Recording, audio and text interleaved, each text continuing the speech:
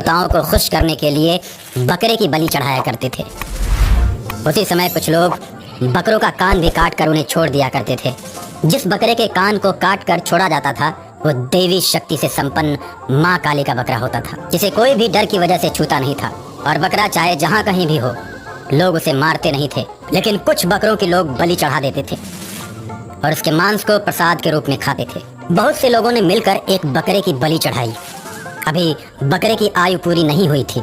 आयु से पहले मरने के चलते बकरा भूत बन गया और एक बड़े से बकरे में उसकी आत्मा प्रवेश कर गई। अब वो एक भूतिया बकरा बन गया। भूतिया बकरा शहर के सारे बकरों से बहुत ताकतवर था। वह बस नाम का बकरा था, लेकिन शक्ति के मामले में शेर की तरह था। बकरों की बलि को चढ़ता देख वो दुखी था और उसने सोचा, मैं अपने भाइयों की रक्षा करूंगा। इंसान मेरे भाइयों पर बहुत ही जुल्म करते हैं। अब मैं जुल्म को बर्दाश्त नहीं करूंगा। बहुत हो चुका, मेरे बहुत से भाई मारे जा चुके हैं। मैं उनके ऊपर किए हुए अत्याचार का बदला लूंगा और उनके बलिदान को व्यर्थ नहीं जाने दूंगा। ऐसा मन में सोचकर जहां भी मांस बेचने वालों को देखता वहीं पर रुक जाता। मांस बेचने वालों को अकेला पाते ही वो बकरा उनको मौत के घाट उतार देता। बहुत से कसाईयों को वो बकरा शहर में भी मार चुका था। शहर में बकरे की चर्चा होने लगी कि बकरा शेर की तरह जिधर से भी गुजरता है। लोग डर की वजह से भागने लगते हैं। एक दिन वो बकरा एक मंदिर के पास गया। मंदिर के पास बैठकर आराम कर रहा था।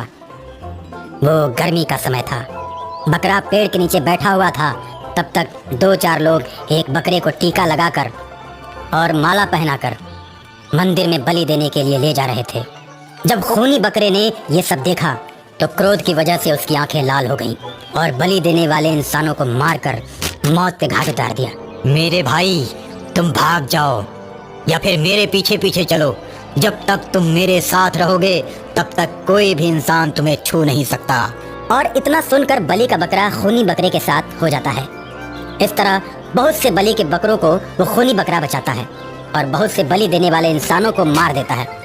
इस तरह उस खूनी बकरे के पीछे बहुत से बकरे चल पड़ते हैं। खूनी बकरे की चर्चा अब पूरे शहर में होने लगती है।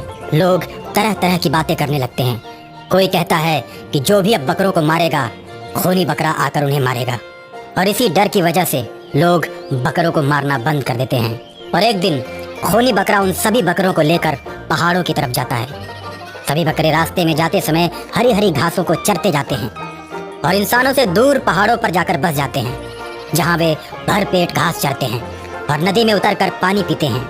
प्रकृति की गोद में सारे बकरे अपने आप को स्वतंत्र महसूस करने लगते हैं और इंसानों का डर उन्हें कभी नहीं सताता। सारे बकरे उस पहाड़ों की वादियों के बीच, उस हरियाली के बीच खुशी और आनंद से जीवन जीने लगते हैं और अंततः उस खूनी बकरे को अपना राजा घोषित कर देते हैं।